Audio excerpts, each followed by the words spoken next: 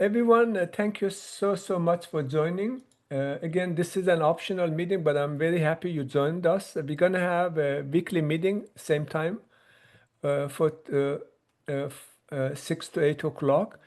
The course designed to be very self-paced and standalone. It has everything needed to be fully online. But it's good to have this session, and we have Jared Daniels with us, and he is our senior TA. He has taken this class before. He has TA this class before, so he is super knowledgeable about the course and the labs and everything. So he would be also supporting us with any lab questions or any other related questions you might have on a weekly basis. So this is the homepage. Oh, actually, let me record also so I can share it with the class so everybody can get to it. So it looks like the record is already on. Yeah, I think you have it set up to Okay, where it it's starts recording as soon automatic. as the Yeah, so meeting's. that's a good thing. Okay, perfect. So this is the homepage. I'm just going over some logistics and housekeeping. So I had you, most of you, I think, maybe all of you in my other classes. So many of the names are super familiar, and hopefully you had me before. But anyway, my name is Ross, and this is the link for my college page.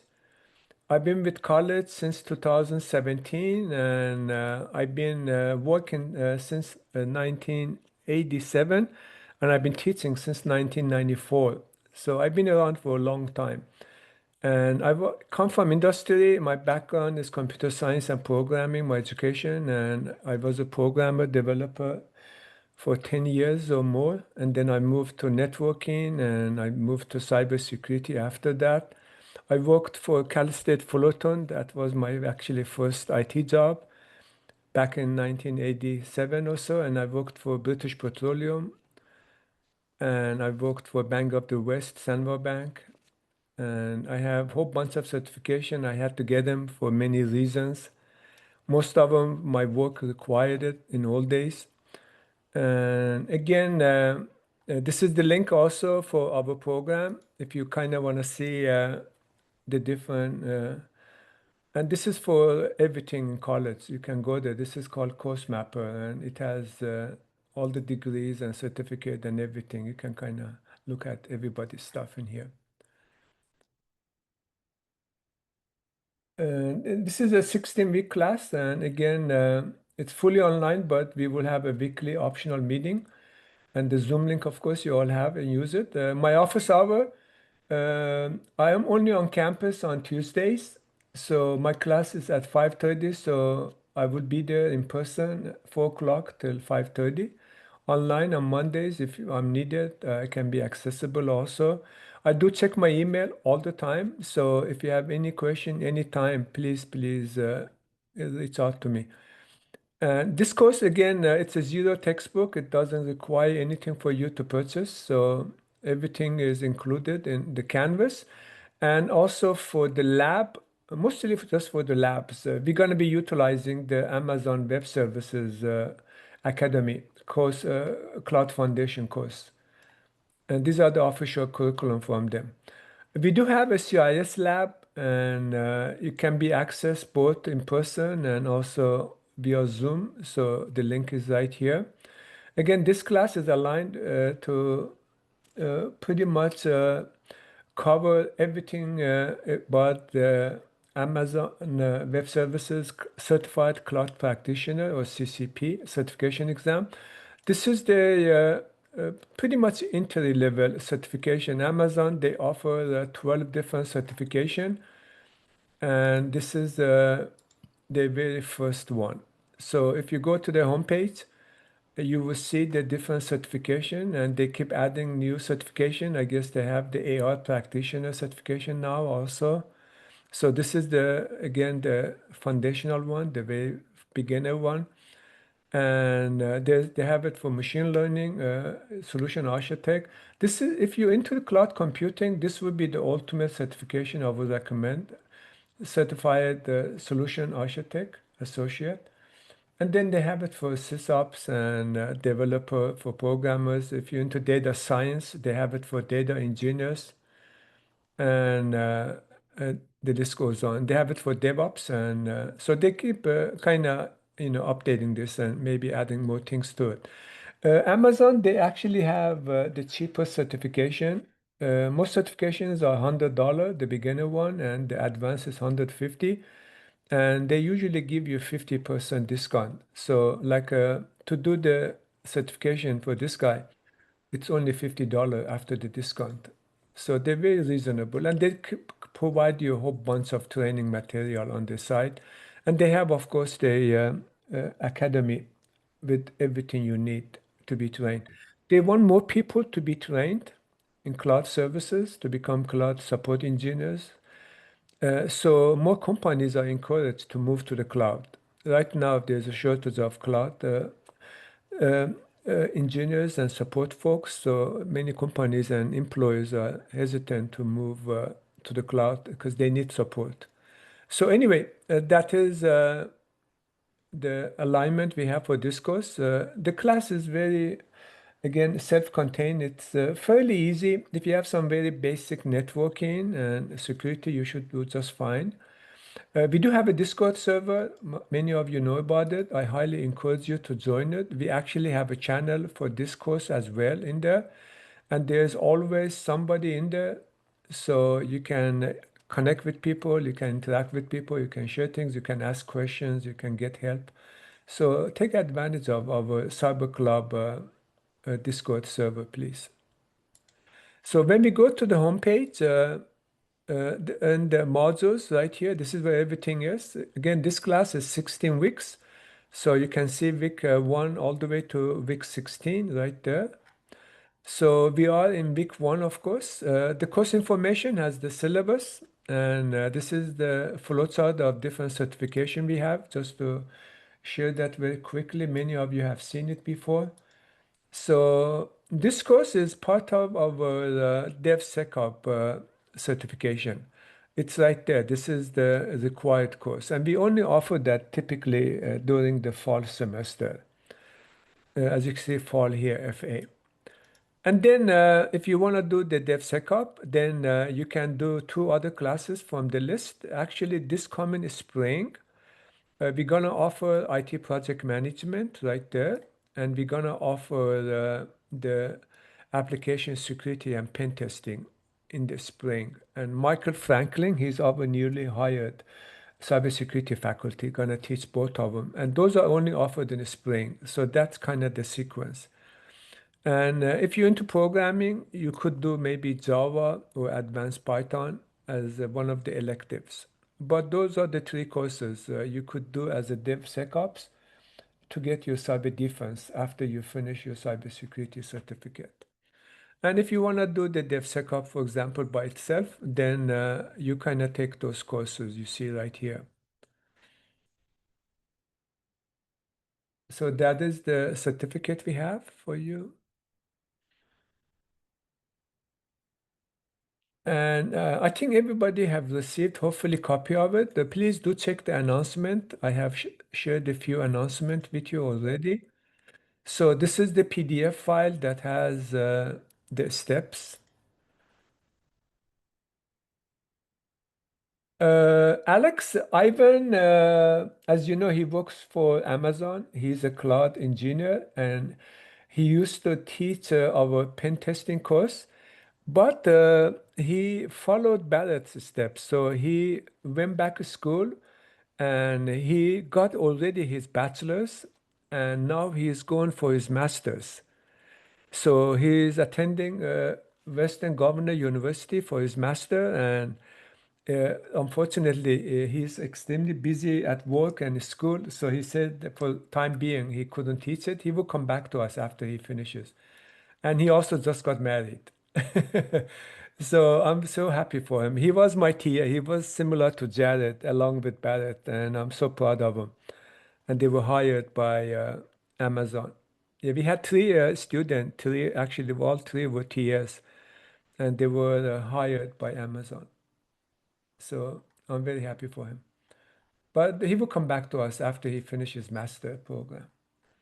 But anyway, this is the document, and some of you already enrolled, some of you haven't activated your email. I encourage you to use your personal email. I did send the link. Some of you done it, some of you have not yet. So again, I go to the AWS Academy course. This is the AWS Academy course. This is what it looks like. And in there, I create an account for you. It is Canvas. It is running actually on Amazon website, of course, Amazon Cloud website. And also the Canvas from Cypress running on Amazon. Zoom that we are using right now, it's also running on Amazon. Yeah, as we know, most of you already know, Amazon Web Services is the number one cloud service provider in the world. They were the first to start back in 2006, and they are by far the biggest. The one that comes kind of close, not even half of the size, is Microsoft Azure. And then there's Google Cloud, and then you have IBM Cloud and Alibaba. Those are the top five, but Amazon by five is the biggest. And almost everything we use every day, it is coming from Amazon Cloud Services. But anyway, this is the steps on as far as getting the email and creating an account for yourself. Again, the canvas is gonna be very similar.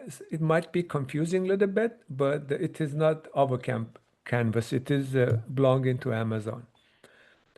And you need an account in there. And again, we're gonna mostly use it for the labs. Everything else, it is in the Cypress canvas. They do have assessment, they have videos, and they have PowerPoint and lots of other good stuff. So good idea to also uh, review those. Anyway, the course itself, this is a kind of screenshot from it, but I can actually show you the course also. So if I go, this is again, not the, you can see at the top left, it's Amazon Web Services Canvas. So it has 10 modules, even though we have 16 modules in our course, but Amazon only has 10. So I added additional stuff for us.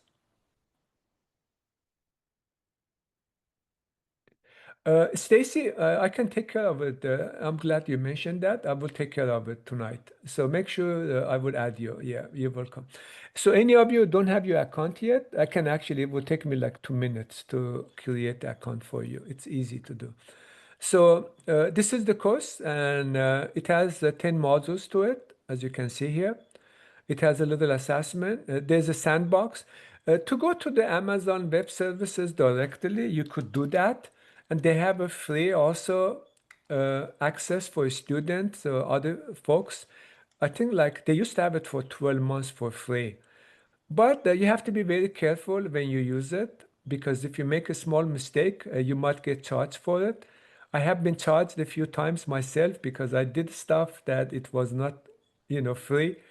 And but they were kind enough. I contacted them and I told them I am a student or teacher and I'm just learning whatever. And they were nice enough to credit back, the charges back to me. But the sandbox, it gives us an environment that you don't have to worry about your credit card and whatever. But they give you some, as you can see, $200 credit to do things in there. But you have to be careful. It's easy to do things. Yeah, don't worry, Fabio. We just started, and I'm recording it. So you have to be very careful. But you don't need it right now. This plan. It has all this stuff. You can do it on your own later on, but we will have the canvas from AWS Academy and the sandbox and everything. And for those, you don't need to put your credit card or anything like that. So it's totally safe. So anyway, going back to the AWS Academy course, it has again 10 modules to it, and it has some additional stuff in here. Once you finish the course, you will get a badge and a certificate of completion. That's something nice you want to have, and you can add it to your resume. Even if you didn't take the certification exam and pass it, you still will get the badge for completing the course. So this is a good thing, and you want to do this kind of stuff and add it to your resume in case if you don't have time or you don't want to spend the money right now for certification in exams. It's good to get certification of completion for many courses, and they do have lots of values also. But anyway, they do cover a few of the main services on the Amazon, as you can see here. So compute is kind of the number one service on Amazon. They give you virtualized, servers, mostly Windows and Linux machines. And then the storage, of course, you get the storage spaces for your stuff. And then you have databases, and there are networking stuff you do, and there are security components. Those are the main items, as you see here. And these others, they complement those services. Amazon, they have about they used to have about 200. Now they have about almost 300 services. So if you go to the Amazon website again, you will see under the services, when we click it, as far as the product right here. And these are the list of services they have. As you can see, it's huge. And there's about almost, again, 300 of them. But the main one, the compute is right here, as you see there. EC2 is what they call the compute services, elastic compute, cloud compute. And then they have containers, and they have serverless stuff, and lots of other things. So this is one thing we're gonna have a module on it. Databases, as you know, there are two type of databases, old and new. So they have the old kind of databases, which is the relational database, and they have a few type of relational databases. And then they have the new databases, which is the big data, and MongoDB, for example, DynamoDB. Those are, they call them NoSQL. So think of the cloud, it's just a data center. It's a multi-billion-dollar data center. It has lots of technologies, and uh, you get to kind of learn all that. Even if you're not going to become a cloud engineer, whatever, it doesn't matter, because you still, even everything is on site, the company you work for, you still use the same exact technologies. So think of the cloud like that. It's just a data center you're accessing remotely and connecting to all these technologies. And also another thing, if you go and again learn one cloud service provider services, then you know all of them.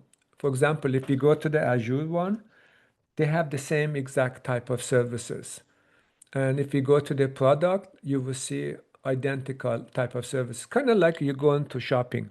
You go to different shopping centers, different grocery store. It's the same product. It's just different companies, they own it. So if you go to the services, oh, this is the wrong one. So I guess I should have typed Microsoft Azure. So in here, if you go to the, oops, wait, what happened? So if I go to the product, you see under the product, they have many of the same services like compute. They have all that, containers and databases, and again, there's a few hundred of them, and they have all those different type of stuff. So they're pretty much identical. The same thing if you go to Google Cloud, and you will see the same type of services. Again, it's good to learn one and you know more, because different companies, they would be using a different provider. So, but it doesn't make a difference. Again, you go to the product on the Google Cloud and you see the same thing, compute, storage, and all this other thing you see in this here, databases and a whole bunch of stuff. It's all the same. And the same thing, even if you go to Alibaba, you get the same thing. And this is the only one, it's outside of the US, of course, from China. So if you look at the Alibaba cloud, and you get the same exact services. Again, those are the top five next to the IBM cloud.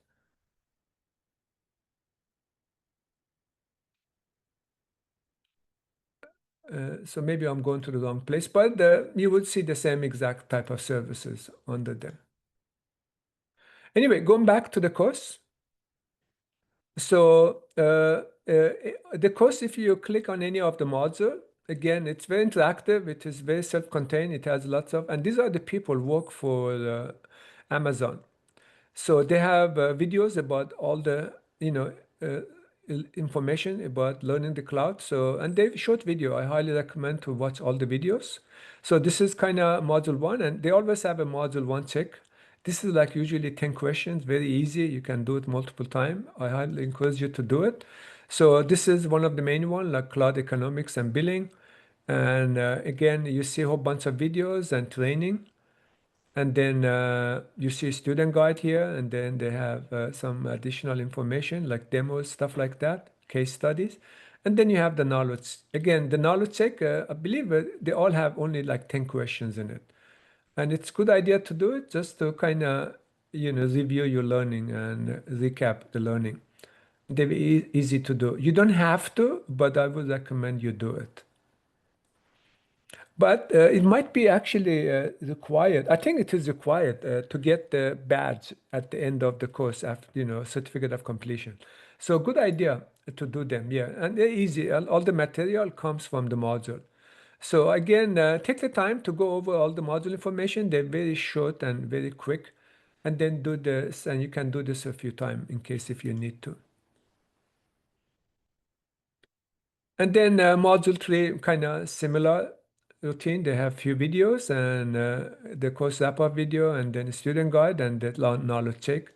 And then, of course, the security, same thing. See, some are a little longer than other. They do have labs. It's only 6 labs. So this is lab 1. It's about Amazon Web Services, identity access management. And these are all in the canvas. And once you click the link, it will take you here. So and you can come directly also, by the way, just go to AWS Academy and there are 6 labs. So this is the first lab, it's on the module 4. And then the module 5 has the second lab. You create your own virtual private cloud. And you launch a web server. And you go to module 6 on the compute and you see the information here. This is the third lab, lab 3. It talks about the introduction to Amazon EC2. This is again the virtual machines. And then storage, they have lab 4 right there. And then databases, another lab right there, lab 5. And then finally lab 9. And then this one doesn't have a lab. And then number 10 has lab 6. So that's what you have. And then there's a little course assessment you might want to do. Again, I recommend to do that. And I would think in order to receive the certificate of completion and your badge, you need to do those. And it's a good learning too. So, but you have the sandbox and they give you the Amazon console and you can do a whole bunch of different activities on it. And I have a whole bunch of bonus activity lab for you. I didn't make it required to make it too complicated. So try to streamline our course and kind of not overloaded, but I added, that as an extra item for you. And again, you can access the sandbox and it's an open environment and you can do a whole bunch of different type of lab activities on it. So anyway, going back to our course. So looking at, this is the canvas. So I'm kind of following what they have and I added some additional. To make the course kind of go smooth in the first couple of weeks, I didn't include anything from AWS. So there are some basic information about AWS. It's a good tutorial and a good introduction to it. And then I just have some super basic stuff for this week, just to check in. Some of you done this already. It's an easy form you fill out. And then Cisco Networking Academy, actually, some of you are familiar with it. They do have a few AR courses, and I did this myself over the summer. It was nice. It only had 2 modules to it, very quick. So just to give us some introduction to AR, I added this as one of the assignment for this week. So this is something, again, as you can see, only has 2 modules to it. So it should go very quick. But again, as you finish any of these courses, you get a certificate of completion from Cisco Net Academy. So that's a good thing. This is the invite for it. So if you already have a login to Cisco Academy site, all you do just click the login and log into it, and then it will give you the course. And if you don't have a login, just create a login and access. They do have lots of other things also in here you can take advantage of. See, that's it. That's all there is to it. And it's very interactive. It's fun. And you get this certificate of completion. And you can add it to your LinkedIn profile and your resume and all that. But they have a whole bunch of other things. So if you go to Explore on the Cisco Academy site, and I got that from here, AR and data science. And if you do view all, you can see a whole bunch of them. This is the one I picked. But they have a whole bunch of others. They have one from IBM and there's a few others also. And they have a programming stuff if you're into programming, and there's a few more. And they have it for networking and cyber and other things. So, and these are all for free. So something you can take advantage of. Anyway, that is one of the labs for this week. It's just something fun. The other activity I have, this is a nice one. It's a good introduction to learning Amazon. There's a website. It's called W3 Schools, one of my favorite sites. And they have training for a whole bunch of things. They are awesome. And they have, if you go to the tutorial, they have a whole bunch of them, and these are all hands-on, and it's extremely learning. And they have a whole bunch of AI also. If you want to learn about AI, you can. So do they have it for programming? They have it for a whole bunch of other things also. I highly encourage you to check this out. They have a whole bunch of exercises and activities and all that. So anyway, for the course, this is the AWS one, and it has everything. And again, they go very fast. So it's a lot more than what we need. You don't have to do every one of them. Some students did. There are 81 of them. But try to do about 20, 30 of them, or as many as you can. The whole thing will take you 8 hours. And if you have the time and dedication, go for it. If not, do as much as you can. This is just to kind of give us some introduction. Jose, to use the Cisco Academy site, you need to create an account in there. Yeah, an account is free. I guess you said disregard. Okay. All right. Again, on this exercise here, you're welcome to do as much as you can, as many as you like, and pick and choose which one you want to do.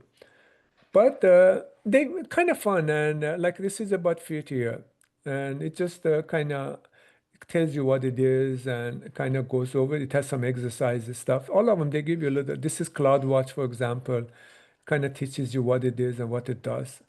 I put this for this week and next week also. We don't have any AWS stuff. It is some general stuff.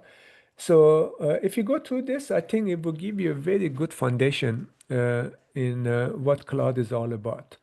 I encourage you to take the time to enjoy it. Again, we don't have any other labs, so uh, go through this. And also, if you go to YouTube, oh my God, if you just type in AWS Cloud, there's tons of tutorial, and I have linked those in the course view for you.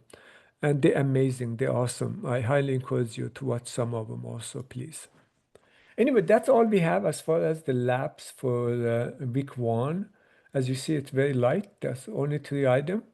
And then week two, same thing. So because one of the things they recommend from Amazon, they recommend you to have some networking background. We do have a diverse student population. Some they have done networking classes, some have not. Some don't have any experience with IT and computers and networks, whatever. So many of you have done a Cisco class. That's great. But Cisco Academy again, they do offer lots of free courses. So I picked the, basic networking they have. It's only 3 modules. So this would be another fun one. And again, you get a nice certificate of completion from them.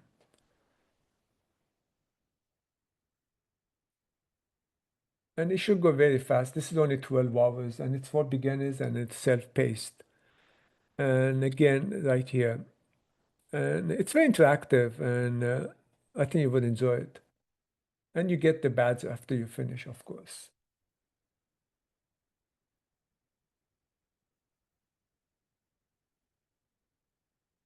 But in week three, by then, I'm hoping that all of you in the AWS Academy side, so we get to do actually our first lab. And you actually, in this lab, access the sandbox and confirm that you have access to it. And then in module two, which is in week, we talk about economics and billing. If you remember, economics and billing is actually one of the first modules in the Academy site, right here.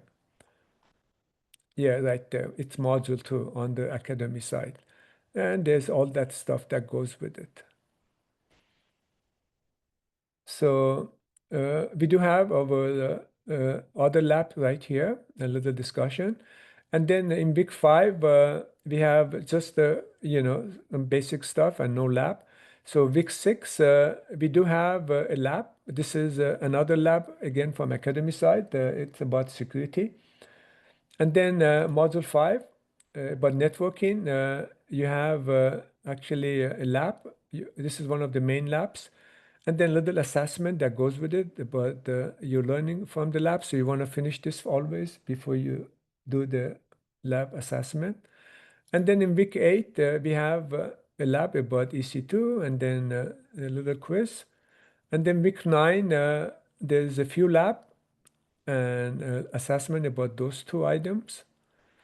And then in week 10, again, we have a couple of labs and an assessment and then the quizzes, of course. And then week 11, we have just a couple of tutorials you get to do.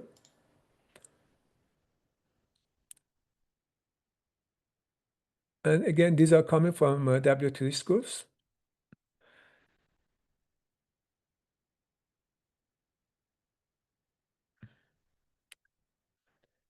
And finally, get on to the end. We have the databases, week 12. And again, you have your lab on databases. This is relational databases. An assessment goes with that. And module 9, another lab. And module 10, you have another lab. And module 15, this is just a kind of boot camp on CCP. You don't have to take the certification, but it's good to learn the material about it. So we have some bootcamp material for you. So this is the activities for the week 15. And finally, week 16, there's a little final. This kind of looks like an actual exam. So hopefully it would encourage you, maybe take the exam in the future. And then little student learning objective final quiz. And that's basically it.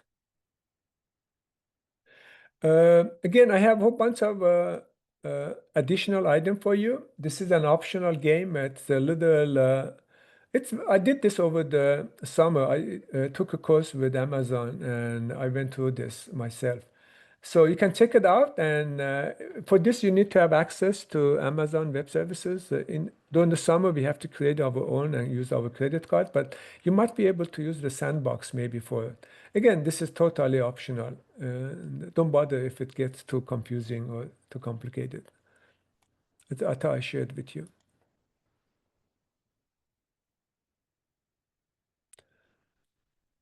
And let me see if I have anything else to share with you. So we had a capstone project for this course when we did it in the past, and right now I'm actually talking to a senior manager at Amazon Cloud, and he's interested into teaching, working with us. So I might come up with an optional capstone project. I'm not going to make it mandatory, but we might do that toward the end. So that's something I'll kind of have it in there. I'm going to be working on it. Any questions about the course itself and the activities? And if it's too simple, I guess I can make it a little maybe more difficult. No questions? All good? The course itself, the good thing we have the tutorials and as far as the recordings and everything. So as you see the pre-recorded video, and these are actually from Barrett. He was one of our senior tier, and then he worked for Amazon and he started teaching for us. So he's extremely knowledgeable. So it has all the recordings and he does an awesome job. I highly recommend to watch his recording. So you have lectures for all the modules, all recorded right here. This is one I actually borrowed from my summer AWS cloud, course I did with Amazon, the material from them. And it's kind of fun the way they did it. So I thought I shared it with you. It kind of simplifies everything. So like it talks about the cloud formation and the different things and the challenges and kind of explains to you all the different things in there. So instead of PowerPoint, that's kind of what they use in the course, and I added for you. But anyway, for again this week at the module 1, we have a few material for you. So I have the introduction material, the PowerPoints for you. Again, this is all covered in the recorded lecture for you, but I can go over some of the basic information as well also. And this is, as you can tell, it's all from Amazon. So it just kind of talks about the course itself, and it kind of talks about the prerequisite. They want you to have some general IT knowledge, stuff like that, and be familiar with networking and other things.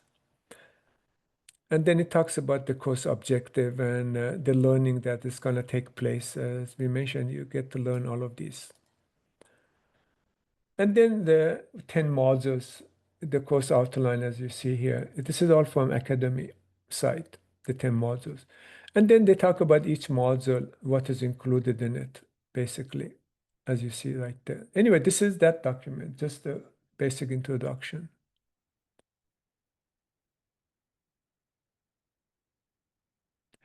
And then this one is kind of nice. It kind of summarizes uh, all module 1 to 10 material.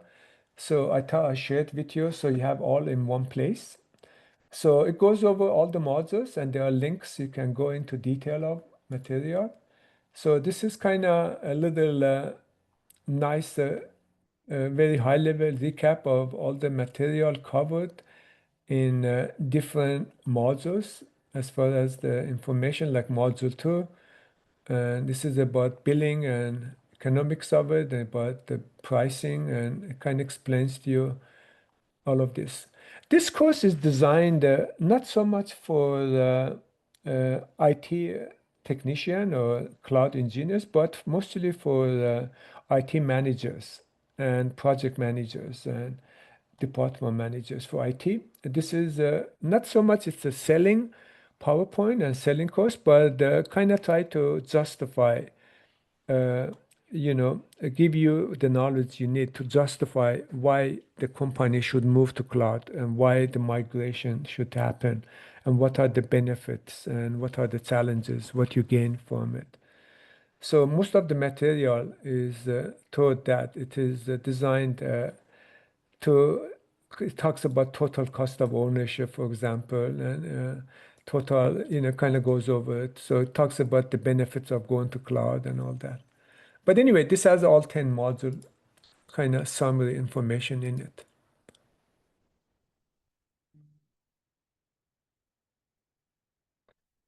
And then the other information I have in there, again, these are a whole bunch of nice videos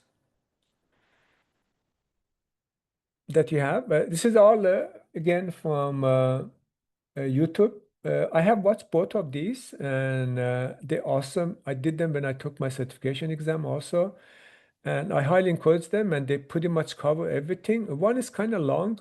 I think one of them is like 3 hours, and other one a little bit shorter. And this is actually another nice one. I think it's only like 10 minutes, and maybe I can play it for you if you have time. And it does explain the top 50 or so services for you. Again, there are almost 300 services in Amazon Cloud, and this goes over 10 of them. And I think, possibly. Amazon also, they offer training if you guys want to do additional learning after the class or even during the same time. So they call it Skill Builder. And I think they have a promotion that you can get it for free. Some of this, sometimes you have to pay for it, but they have it for free, creating an account. And they kind of go over all this different. So you get to pick what you want to be. You want to become a cloud operator or data engineer, or you are an IT manager, decision maker, or developer, or DevOps, or machine learning engineer, or solution architect. This would be the one I would pick. Again, a little advanced. This is like the second course in cloud computing of Amazon. And then the different certifications, like you want to do, for example, the practitioner is the main one. Of course, that's one we do in this class. This is the very basic one. And then they have all these different learning activities And again, some are short and some are very long. So check this out. Some you have to subscribe to it, and some might be free also.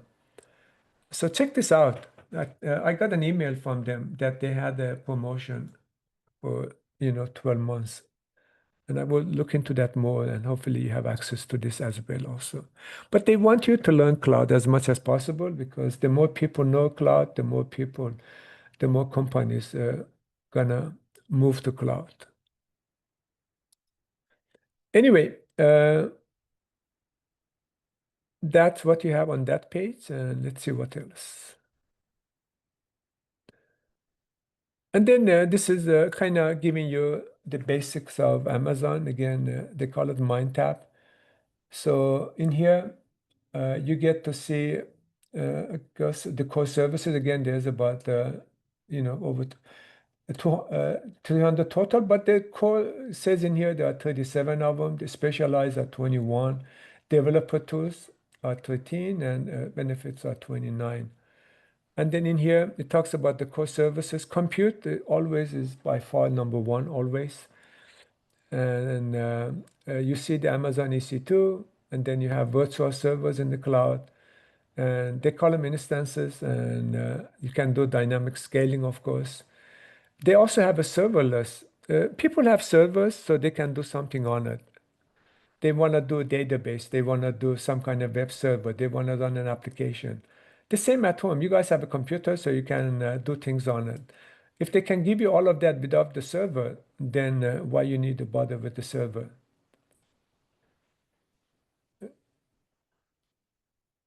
Actually, Nicole, in order to become a cloud engineer, this is the course they want you to take as a beginner, because the next course is the solution architect. But in order to take that, they want you to have finished Cloud Foundation. So this, as I said, this is a business side, but it is also technical. And they have the business, it's like a project management. I used to be a project manager. And project manager is kind of wearing two hats. They half technical and half business. So this is designed for project managers that they're gonna migrate a company IT to cloud, and they know the technology, but they also know the business side of the operation. Most IT people don't know nothing about business. So I don't know that kind of helps or not. So it has lots of technology and technical stuff, and it's not like just business. But it is also has components, as I mentioned, like the first couple of modules. You might think it's just marketing, but it does have a whole bunch of technologies, of course. But again, to become a cloud engineer, which I highly recommend, you can also, by the way, go to Indeed, for example, website, and just look for cloud engineer, and you will see tons of jobs. And many of them, they want you to know Amazon, and some of them, they want you to know Microsoft. Very few, they want you to know Google or IBM or Alibaba. Again, those are not as common, as popular. But the solution architect, put it in your agenda after you finish this course, then that would be the course you might want to pursue. Another way to also get to that, something that I like to recommend for you guys, if you go to Udemy, they are the best as far as certification material goes. I had lots of students, they use the uh, uh, practice question and labs and everything else, and they're very inexpensive, like $12, $13. So these are the courses designed for, this is like the solution architect, it's only $15. And he's very good. And the video I shared with him also is from him also in the course. And then you see other people also. I like him also, and he has some stuff for cloud also. And also many of them, they also have stuff in the YouTube too. But guess what? I have a good news for you. And if you want to get access to Udemy for free for everything they have, you can actually get the library card, and it gives you access to Udemy for free. So I think, let's see, Udemy library card. If you get library card like from Long Beach or Orange County, they will give you access to all that stuff that you can get. So check it out. Long Beach Library Card and Orange County Library Card, it would allow you to have free access to all the courses. And you can also get to LinkedIn Learning. LinkedIn Learning is another awesome site. It's expensive, but the library card will give you free access to all the material. And they are one of the best also, and they're awesome. So those are two of my, top recommended as far as learning hands-on. And hands-on is more on Udemy side. This is mostly videos, I think. All right. All right, moving along. So again, on the compute services, of course, we have the server-based and serverless. Lambda is a serverless, as you see right there. And then on the storage services, you have Amazon S3. This is actually how Amazon got started in 2006. As you know, Amazon was selling books and he needed to do online book selling. And he set up a server because Jeff Bezos, he's a computer guy. And he set up a server and he basically used it to sell his books. And he just had a hard drive and put all the server information, all the books information on it. So that's how the service. And then he kind of tried to sell that service to other people. And that's how I got into the business. The same thing with the eBay guy. eBay guy, he wanted to buy some lamps for his wife and he looked online for places he can buy it and he couldn't find much. So he tried to create a site that people can sell things. So that's how we got started. But anyway, there are multiple types of storage. This is just two of them. This is elastic block storage and object storage. And there are two types of storage, as you see right there. So you learn about that. And then the databases, again, there are relational databases and non-relational databases. So both of them here. And then this is on networking. Some of you are familiar with networking. This is why the networking is one of the knowledge you need to have in order to do cloud. So when you go to Amazon Cloud, you create your own, they call it virtual private cloud, and it's just a subnet of a bigger network of Amazon. You create your own little, I guess, environment in there. And then in there, you keep adding, kind of like you go to Costco or you go shopping and you give your shopping cart and you add all your shopping stuff in it. So this is kind of like that. It's an empty box, empty environment, virtual private cloud, and it allows you to add things to it. And then everything is virtualized, of course, in the cloud. Everything is software based. So Route 3 is actually the DNS service. So as you publish things in the cloud, people need to get to it. So you could use the Amazon DNS service. They call it Route 3. As you know, DNS, they use port number 53. That's what they call it, 53 here. So that's that service. And this is about the security, of course. It's very important to protect what you have in the cloud. So they offer you the identity access management. This is username, password encryption, and access control, and permissions, and policies, and all that. And then you have your encryption. That's your key management. You could use your own, or you could use the key management. This is the public and private keys. Again, all the technologies that you use here, those are the everyday technologies you would use outside of the cloud in your everyday, IT shop. So this is the specialized services. Again, they get a little bit more specialized. So you have machine learning, of course. They offer you those tools. If you want to learn machine learning, actually, you want to learn data science, Amazon is the best place to go. So you get to learn all hands-on by doing. So they give you all of that. This is actually Redshift. It is a data warehouse. And it's funny, the name. As you know, cloud, Oracle is number one when it comes to databases. They are the leader. And their logo is red. So they called it Redshift, like you're moving away from Oracle. So they created a competition kind of type SQL, kind of data warehouse, which is SQL based. And then they have some additional stuff for data analytics, data science. And then on the application side of it, they have this kind. This was actually next to S3, the second service Amazon started back in 2006 and 7. right there. Anyway, those are the specialized services. And then if you are a developer, if you're into programming and coding, they have a whole bunch of environment for you. You can design your own game. You can design your own app for your mobile, platform. You can do a whole bunch of different, you can create your own websites and do a whole bunch of different things. Actually, I remember one of our first website for our club, we hosted on Amazon Web Services. Anyway, these are the developer tools, and you can see again some of the tools they give you. And then in here, it talks about this is marketing. This is the piece I was talking about, the business side of things. When it talks about benefit, that means they kind of try to convince you it's a good idea to go to the cloud. But it's all technology related, so you have to understand technology in order to understand, the benefit and to take advantage of the benefit. So cloud, they call it green computing. It's called utility computing. Cloud is, they have a public and private cloud. We will talk about that more. And it is what they call a pay as you go. You only pay for what you use. In a typical IT, we have what they call capital expenditure. You buy equipment and you use it for a few years and then you upgrade it and buy it again, and replace them, whatever.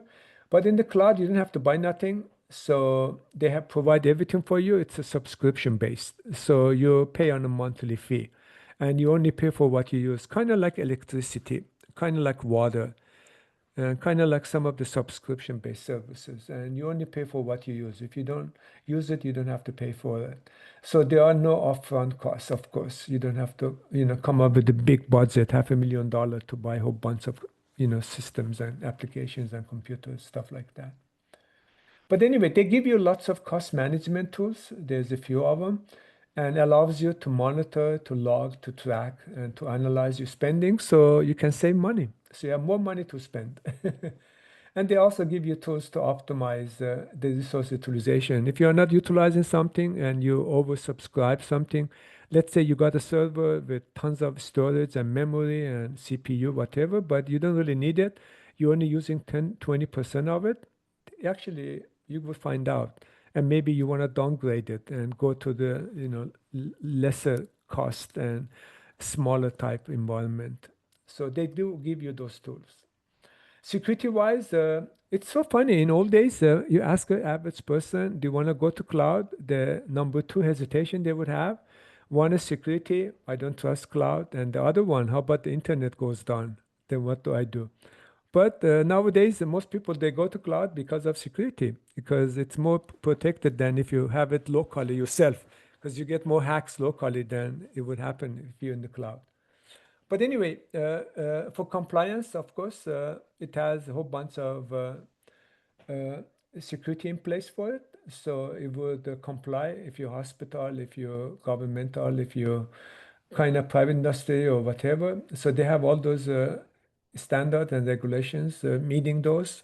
And then they have, of course, a bunch of encryption technologies. Again, you can use their own encryption, or you can bring your own, or you can mix it. They give you the option. And you can encrypt, of course, just like you do at your own data center.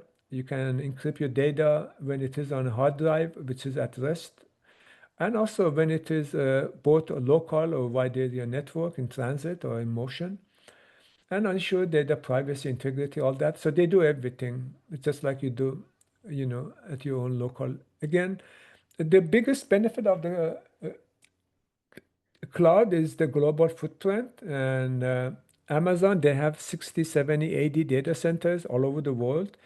So I'll give you an example. Think of pandemic. Two things happened in pandemic that made cloud and made Amazon tons of money. One was actually Canvas, the course we are using right now, because all schools all over the world they went online, and Canvas was the number one platform. Everybody used it, so everybody, even before, they never had online classes, they had to pay for using Canvas. So Canvas grew like crazy. But guess what? They didn't have the infrastructure to support millions and millions of students all over the world. So they were in the cloud, so no worry. So all of a sudden, they could cover every country in the world because Amazon, they had data centers everywhere. Another one is the Zoom, the video conferencing we're using right now. Zoom is on Canvas, and everybody started using Zoom for remote work and remote school and remote everything. And it was in the cloud. Another thing also made lots of money for Amazon is actually Netflix.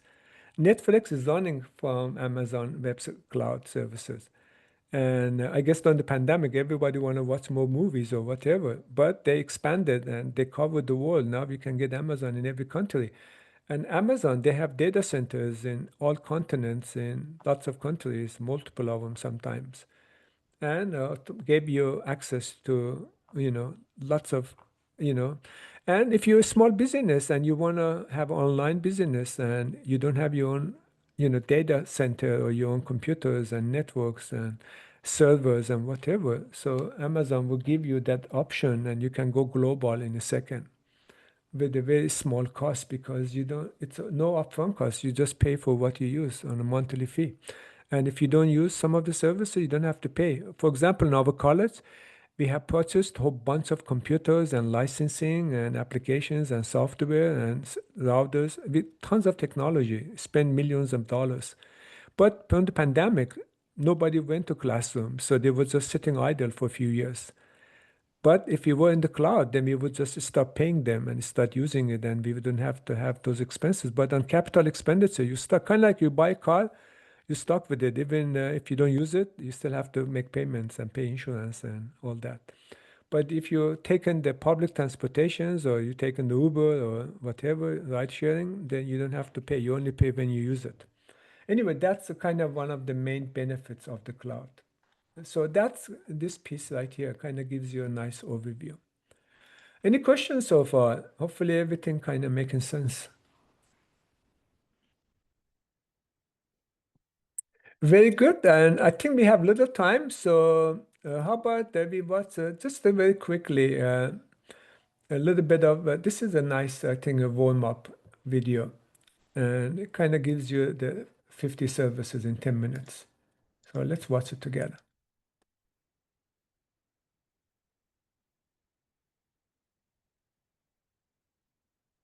Amazon Web Services launched in 2006 with a total of 3 products: storage buckets, compute instances, and a messaging queue. Today, it offers a mind-numbing 200 and something services. And what's most confusing is that many of them appear to do almost the exact same thing. It's kind of like shopping at a big grocery store where you have different aisles of product categories filled with things to buy that meet the needs of virtually every developer on the planet. Let me see if I can make it a full screen. It won't let me, but give me a second. Okay, better. In today's video, we'll walk down these aisles to gain an understanding of over 50 different AWS products. So first, let's start with a few that are above my pay grade that you may not know exist. If you're building robots, you can use RoboMaker to simulate and test your robots at scale. Then once your robots are in people's homes, you can use IoT Core to collect data from them, update their software, and manage them remotely. If you happen to have a satellite orbiting Earth, you can tap into Amazon's global network of antennas to connect data through its ground station service. And if you want to start experimenting and researching the future of computing, you can use Bracket to interact with a quantum computer. But most developers go to the cloud to solve more practical problems, and for that, let's head to the compute aisle. One of the original AWS products was Elastic Compute Cloud. It's one of the most fundamental building blocks on the platform and allows you to create a virtual computer in the cloud. Choose your operating system, memory, and computing power. Then you can rent that space in the cloud like you're renting an apartment that you pay for by the second. A common use case is to use an instance as a server for a web application. But one problem is that as your app grows, you'll likely need to distribute traffic across multiple instances. In 2009, Amazon introduced Elastic Load Balancing, which allowed developers to distribute traffic to multiple instances automatically. In addition, the CloudWatch service can collect logs and metrics from each individual instance. The data collected from CloudWatch can then be passed off to Autoscale, in which you define policies that create new instances as they become needed based on on the traffic and utilization of your current infrastructure. These tools were revolutionary at the time, but developers still wanted an easier way to get things done, and that's where Elastic Beanstalk comes in. Most developers in 2011 just wanted to deploy a Ruby on Rails app. Elastic Beanstalk made that much easier by providing an additional layer of abstraction on top of EC2 and other auto-scaling features. Choose a template, deploy your code, and let all the auto-scaling stuff happen automatically. This is often called a platform as a service, but in some cases, it's still too complicated. If you don't care about the underlying infrastructure whatsoever and just want to deploy a WordPress site, Lightsail is an alternative option where you can point and click at what you want to deploy and worry even less about the underlying configuration. In all these cases, you are deploying a static server that is always running in the cloud. But many computing jobs are ephemeral, which means they don't rely on any persistent state on the server, so why bother deploying a server for code like that? In 2014, Lambda came out, which are functions as a service, or serverless computing. With Lambda, you simply upload your code, then choose an event that decides when that code should run. Traffic scaling and networking are all things that happen entirely in the background, and unlike a dedicated server, you only pay for the exact number of requests and computing time that you use. Now, if you don't like writing your own code, you can use the serverless application repository to find pre-built functions that you can deploy with the click of a button. But what if you're a huge enterprise with a bunch of its own servers? Outpost is a way to run AWS APIs on your own infrastructure without needing to throw your old servers in the garbage. In other cases, you may want to interact with AWS from remote or extreme environments, like if you're a scientist in the Arctic. Snow devices are like little mini data centers that can work without internet in hostile environments. So that gives us some fundamental ways to compute things, but many apps today are standardized with Docker containers, allowing them to run on multiple different clouds or computing environments with very little effort. To run a container, you first need to create a Docker image and store it somewhere. Elastic Container Registry allows you to upload an image, allowing other tools like Elastic Container Service to pull it back down and run it. ECS is an API for starting, stopping, and allocating virtual machines to your containers, and allows you to connect them to other products like load balancers. Some companies may want more control over how their app scales, in which case EKS is a tool for running Kubernetes. But in other cases, you may want your containers to behave in a more automated way. Fargate is a tool that will make your containers behave like serverless functions, removing the need to allocate EC2 instances for your containers. But if you're building an application and already have it containerized, the easiest way to deploy it to AWS is App Runner. This is a new product in 2021 where you simply point it to a container image while it handles all of the orchestration and scaling behind the scenes. But running an application is only half the battle. We also need to store data in the cloud. Simple Storage Service, or S3, was the very first product offered by AWS. It can store any type of file or object like an image or video, and is based on the same infrastructure as Amazon's e-commerce site. It's great for general purpose file storage, but if you don't access your files very often, you can archive them in Glacier, which has a higher latency but a much lower cost. On the other end of the spectrum, you may need storage that is extremely fast and can handle a lot of throughput. Elastic Block Storage is ideal for applications that have intensive data processing requirements, but requires more manual configuration by the developer. Now, if you want something that's highly performant and also fully managed, Elastic File System provides all the bells and whistles, but at a much higher cost. In addition to raw files, developers also need to store structured data for their end users. And that brings us to the database aisle, which has a lot of different products to choose from. The first ever database on AWS was SimpleDB, a general purpose NoSQL database, but it tends to be a little too simple for most people. Everybody knows you never go full retard. It was followed up a few years later with DynamoDB, which is a document database that's very easy to scale horizontally. It's inexpensive and provides fast read performance, but it isn't very good at modeling relational data. If you're familiar with MongoDB, another document database option is DocumentDB. It's a controversial option that's technically not MongoDB, that has a one-to-one mapping of the MongoDB API to get around restrictive open source licensing. Speaking of which, Amazon also did a similar thing with Elasticsearch, which itself is a great option if you want to build something like a full-text search engine. But the majority of developers out there will opt for a traditional relational SQL database. Amazon Relational Database Service, RDS, supports a variety of different SQL flavors and can fully manage things like backups, patching, and scale. But Amazon also offers its own proprietary flavor of SQL called Aurora. It's compatible with Postgres or MySQL and can be operated with better performance at a lower cost. In addition, Aurora offers a new serverless option that makes it even easier to scale, and you only pay for the actual time that the database is in use. Relational databases are a great general purpose option, but they're not the only option. Neptune is a graph database that can achieve better performance on highly connected datasets, like a social graph or recommendation engine. If your current database is too slow, you may want to bring in Elastic Cache, which is a fully managed version of Redis, an in-memory database that delivers data to your end users with extremely low latency. If you work with time series data, like the stock market for example, you might benefit from TimeStream, a time series database with built-in functions for time-based queries and additional features for analytics. Yet another option is the Quantum Ledger database, which allows you to build an immutable set of cryptographically signed transactions, very similar to decentralized blockchain technology.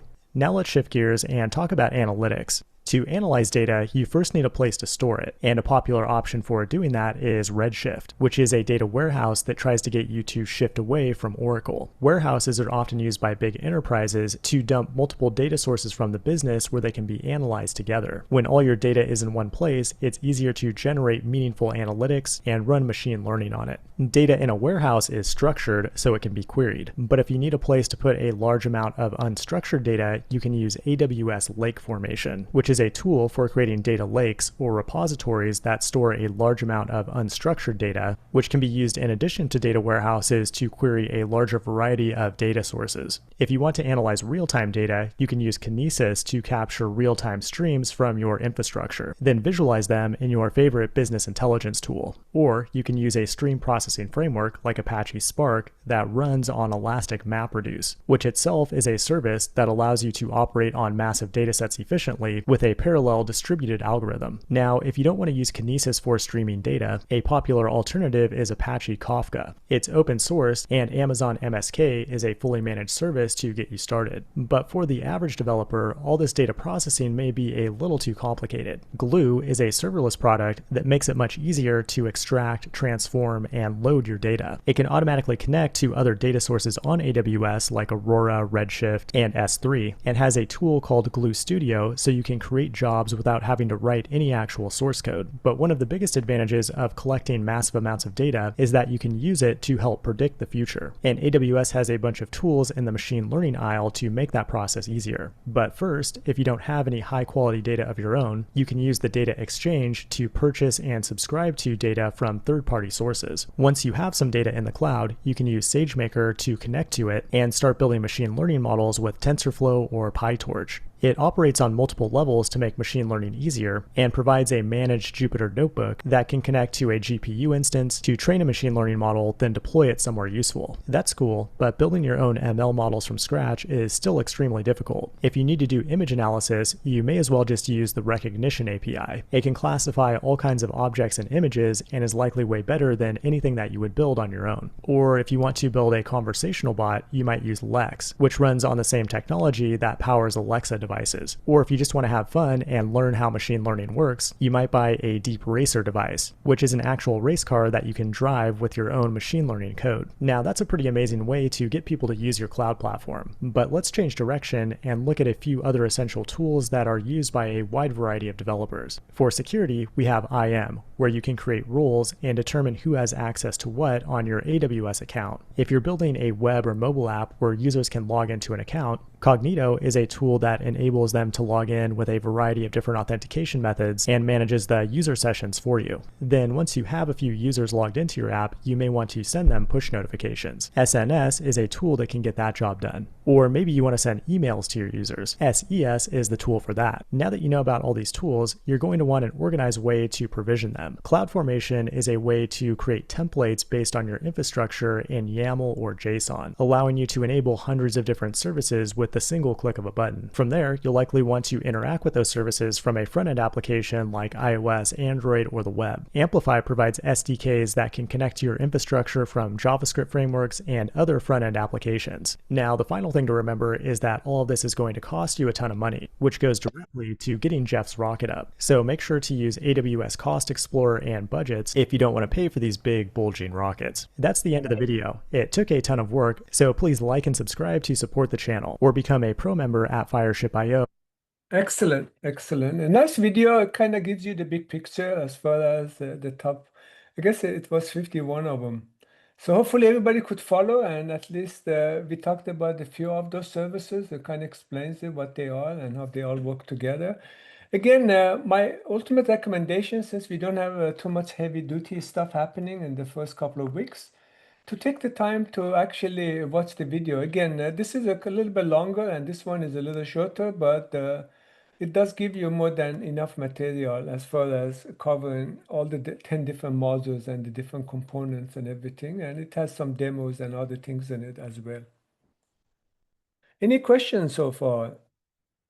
Hopefully the information kind of making sense and kind of know what's happening, what the cloud is. And as you notice from that video, it talked about lots of amazing technologies. Again, don't think cloud, just think about those technology and how the future, all of those is gonna be widespread and all companies gonna start using many of them. So again, to learn anything, go to the cloud and don't think that you only, want to learn the cloud. Cloud by itself, it doesn't exist. It's just somebody else's computer, somebody else's data center.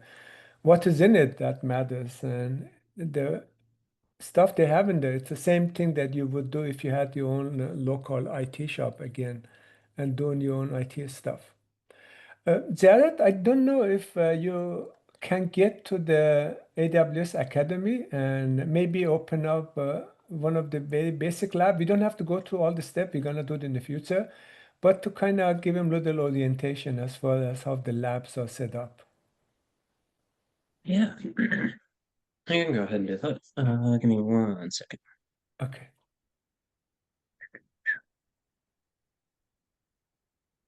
Yeah. Actually, while Jared is doing that, besides Stacy, do we have any other student that don't have account in the AWS Academy yet? I used the form that I shared and I used the email to create it, but some of you maybe don't have it yet. Do we have any student in the class that don't have an account yet? I don't. So what you could do while Jared is going over that in the chat, you can do a private chat with me. Just pick my name and uh, give me your email address and your full name, and I would make an account. It would take me a minute to do it. If you like to do that, yeah, it would be a very quick add to it. All I have to do, go to the people and just add you in there. So it looks like Stacy is all right now. So anybody else don't have account yet? Again, we're going to use the accounts in Victory, and I have a form that I ask everyone to fill out, but half of the class already done it. So let's see. And I will check Stacy and Yeah, I'm ready, by the way. oh, okay. Yeah. So you ready? Yeah. So for some of you, if you could stay a little after we end the session, and then I can go over the account creation with you. It's a very Okay. short and very easy process Okay. at the end, yeah, if you don't mind. Okay.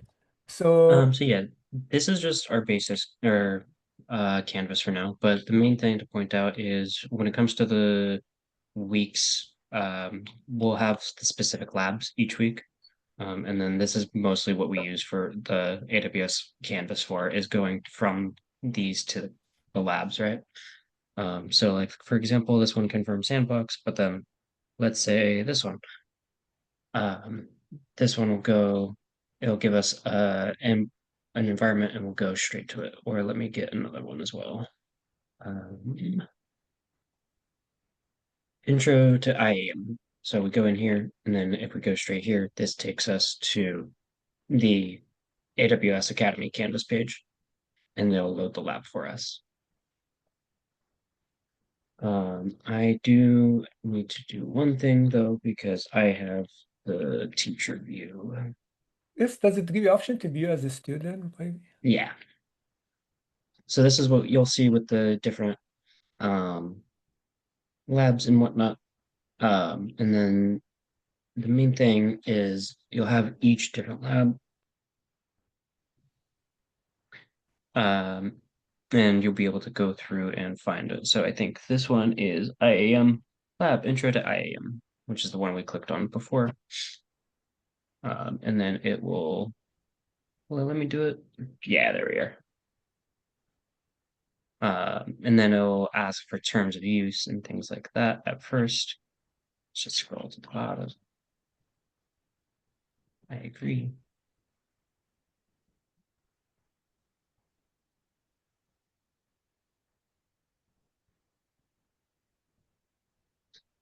Yep. And then so it'll take you to a main page and it'll give you all the instructions for the lab. But the main thing we got to start with is hit Start Lab in this top corner, and it'll take a little bit to load up. But in the meantime, you can take it to take an overview of what the lab is, the instructions, and it gives a good breakdown of what the information is. But once this is done loading, there's eventually going to be a button that pops up that will allow us to open the AWS Management Console, which is And where we the lab also will be have a done. walkthrough video Yes, that we had created in-house, and it kind of goes to each step one at a time and explains which the that, steps and all that. Yeah, yeah, and that's back in the Cypress College Canvas page. exactly. I highly recommend to watch all this walkthrough video. They're excellent. You will love them, and it adds also lots Yeah. of value. Yeah, Um, definitely. Yeah, check it. Yeah, you can do them as many times as you wish. Exactly. Yeah. yep. Then I think for submission, you just take a screenshot that you completed. It gives you some kind of completion. Yeah. Yeah. So there'll be like a submission report that you take a screenshot of, which Yeah. I believe is this one. Uh, Yeah, which we haven't submitted anything yet. So yeah. Yeah. Once you finish the lab, you click the submission report, and it gives you that little half a page that all the tasks are completed. And just take a screenshot of that, and then just paste it. Add it to the lab report in the Canvas for Cypress. but yeah, so I'm just waiting for that lab to show up. And then Yeah, one thing I take a do few also want, minutes, yeah, to do. yeah, Again, we don't need to physically, and this lab, it takes about 40 minutes, as you can see right there. So it's good to have maybe a good size monitor so you can kind of see the steps and, because you're going to have very similar to NetLab. Some of you have been to NetLab. It has the steps and it has the actual computers. Would it and be this says helpful, wait. Jared, to kind of have because you're going to put them side by side, yeah? Yeah, that would be the best. I'm on a laptop right now, so I can't do that too No, well. no, no, it's hard. But But I'm yeah, just saying for everyone, if you want to get the best experience, it would be very helpful to have a nicer size, yeah, screen. yeah. Um, One thing I do want to point out, so I'll just actually let this boot up for a bit, but some of these labs that we're pointing out, the AWS sandbox, inside of AWS, we have access to just a blank environment that's a sandbox that we can just go in and mess around with all we want. And that's what this first one is for week 3, is confirm access to the sandbox. The way you access that is it's in modules and it's actually at the bottom here instead of through each. So if we scroll all the way to the bottom, we got sandbox environment. And then that takes us to its own page similar to this. But it looks like we're good to go and we should be able to click on this. In the top left-hand corner is all I clicked on, and it takes us to our management console. So this is a AWS environment with its own connectivity and account, and we can go to basically any of the services and either mess around or do the steps of the lab to complete our assignments. So, for example, this first one is all in IAM. So let's say we want IAM. And then we go ahead and find the resources and go to our what it has us wanting to do. So like users, we see the different users and things like that. Anything else specific you want me to show, Professor? No, this is great. Again, this is the actual environment, but you need also have access to the steps. So if you don't have a big enough screen, if you have two different devices, maybe, but somehow you need to put them side by side. Yeah. Because if you have a very tiny laptop, that's all you have, it's going to be challenging. Yeah, it's a little difficult. Yeah, because But yeah. I did this on my laptop at one time in summer, and it was kind of challenging going back and forth because you need to see the Yep. steps in order to do them on the actual console. Yeah. But yeah, but the steps are pretty much side by side, and then once you're uh, fully done with everything, you can go ahead and hit submit, and it will bring up a submissions report. And then once you actually, let's just for demonstration go ahead and do that. So it's submitting. Once that submits, we can bring up the submission report. Which sometimes it takes a moment. If you guys have a laptop, that's kind of the only maybe device you have. My recommendation, I actually just bought a monitor for myself. You can buy monitors are cheap. You can get them for like Yeah. 60, $70, $50 even. And attach it to your laptop, using HDMI, Yeah. whatever. And that gives you a nice big monitor. And if you want even, you can get a extra kind of maybe wireless Bluetooth keyboard and a mouse. So all of a sudden your laptop becomes a desktop. You have external big monitor and a bigger keyboard and a mouse, and you can just use that. It gives you best of both worlds. But yeah, a picture of this is what you'll end up be submitting, which this is 0 points because I actually didn't do anything. But Exactly, yeah. And you can do this as many times as you wish. Yeah, yep. exactly. Yeah. This is a But yeah, sandbox. It's actually, it looks kind of identical to the actual Amazon cloud site.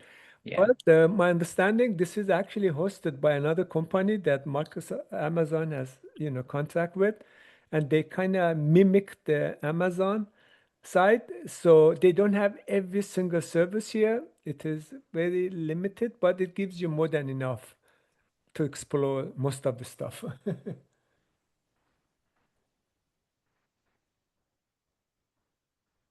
Fabio, what is that link? It's actually a little 15-inch monitor that you could put in your backpack. It doesn't have to be like a big external Oh, monitor. It's like nice and thin, slim, you could just put it to your next to your laptop. oh, okay. Cute. Oh my God, how much? So $69. there's cheaper ones, but this one has a good quality, not that great quality, like 4K and stuff, but just to, have a second monitor. It's really good. I Just a Exactly. actually little have one. panel. Yeah. Yeah, that's actually a good idea for second monitor. I wasn't thinking about that one. Yeah. Cute. And there are lots of other options. And if you have an old monitor at home, use that and you can do as an extra monitor. So you Yep. have two monitors. You can use one like to read the instruction, another one to do the actual activities. Yeah. That's an awesome idea. Yeah. Thank you for Matt for sharing. Definitely. Another thing also, just to share with you guys, there are electronic recycling centers everywhere in every neighborhood. And people take their old computers, monitors, printers, laptops and, tablets, phone, whatever, and they just dump it there. And many of them are working condition. And you can actually buy those things. I have a few students, they buy those for like super cheap, $10, $15. So visit one of those centers and you'll be amazed how much technology they have in there all for free. Not free, but Yeah. few dollars. So another good source to get stuff. So this is great for our first day. And again, please stay and we can go over a few students had questions about accessing the site.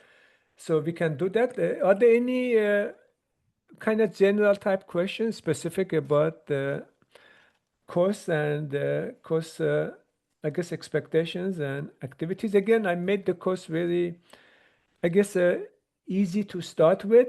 So this week and next week, it was mostly foundational and kind of prerequisite type knowledge to build. So we can, as you can see, Amazon can be a little intimidated too, because they have so many services and all the name they use.